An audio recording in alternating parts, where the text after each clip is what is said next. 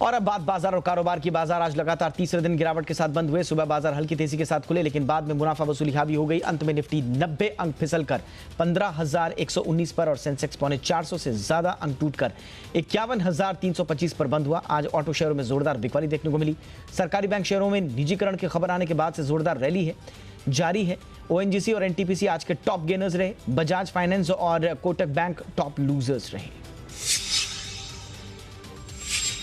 रेलटेल के आईपीओ को शानदार रिस्पांस मिला है। आज आईपीओ 42 गुना से ज्यादा भरकर बंद हुआ। कंपनी ने इशू के लिए 93 से 94 रुपए का प्राइस बैंड तय किया था। रेलटेल इस इशू से 819 करोड़ रुपए जुटाएगी। सरकार इसके जरिए अपनी 27.16% हिस्सेदारी बेचेगी। जानकारों के मुताबिक इस आईपीओ का अलॉटमेंट 23 फरवरी तक पूरा हो सकता है। इसकी लिस्टिंग 26 फरवरी को होने की संभावना है। जी बिजनेस के मैनेजिंग एडिटर अनिल सिंघवी ने लंबी अवधि और छोटे लिस्टिंग गेन के लिए निवेश करने की सलाह दी थी। वित्त मंत्री निर्मला सीतारमण ने कहा है कि केन टैक्स विवाद मामले में अगले कदम पर अभी कोई फैसला नहीं लिया गया है। वित्त मंत्री ने यह भी कहा कि ग्रोथ के मोर्चे पर आरबीआई के साथ सरकार की बेहतर तालमेल है और मॉनिटरी पॉलिसी कमेटी के फ्रेमवर्क के तहत महंगाई लक्ष्य की समीक्षा की जा रही है। वित्त मंत्री ने यह भी कहा कि अगले वित्त वर्ष में एयर इंडिया और बीपीसीएल में विनिवेश का लक्ष्य जरूर पूरा होगा। उन्होंने अगले वित्त वर्ष यानी FY22 में LIC का आईपीओ लॉन्च करने की बात भी कही।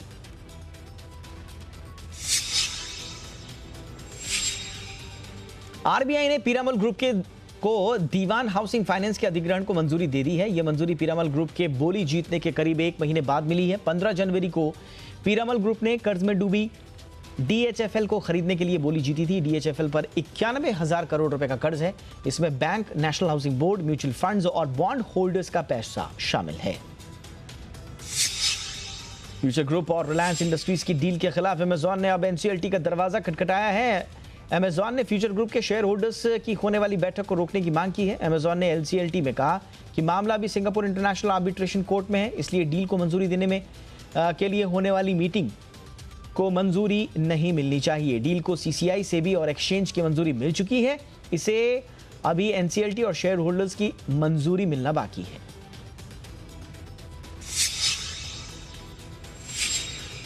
न्यूज एजेंसी रॉयटर्स ने अमेजॉन को लेकर बड़ा खुलासा किया है। रॉयटर्स ने कंपनी पर भारत में FDI नियमों की अनदेखी करने और चुनिंदा सेलर्स को फायदा पहुंचाने का आरोप लगाया है। रॉयटर्स ने खुलासा किया है कि अमेजॉन की ओर से कुछ सेलर्स को फीस पर डिस्काउंट दिया गया।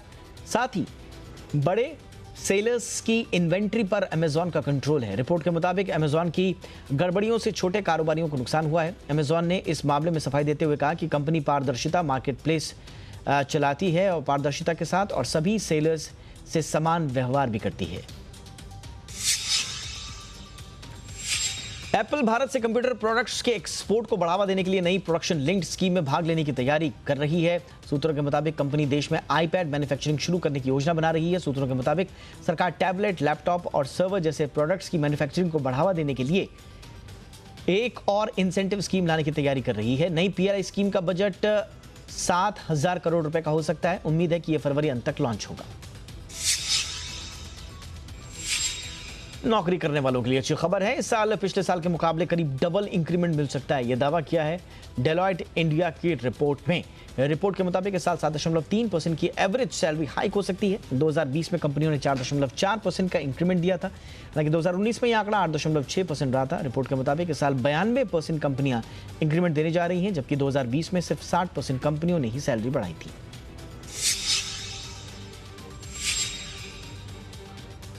कोरोना काल ने हवाई यात्रियों की संख्या तेजी से घटाई है। घरेलू हवाई उड़ानों के शुरू होने के बावजूद यात्रियों की संख्या नहीं बढ़ रही।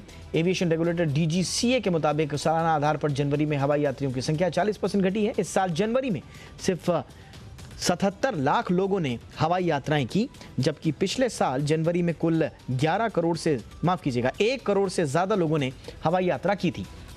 हालांकि दिसंबर के मुकाबले जनवरी में हवाई यात्रियों की संख्या 5.5% बढ़ी है।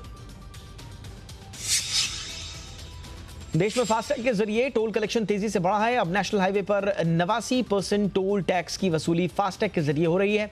NHAI के मुताबिक दिसंबर में फास्टैग के जरिए 2,304 करोड़ रुपए का टोल कलेक्शन हुआ। NHAI के मुताबिक पिछले 2 दिनों में ही करीब 2.5 लाख फास्टैग बिके हैं। आपको बता दें कि 15 फरवरी से पूरे देश में फास्टैग अनिवार्य किया जा चुका है।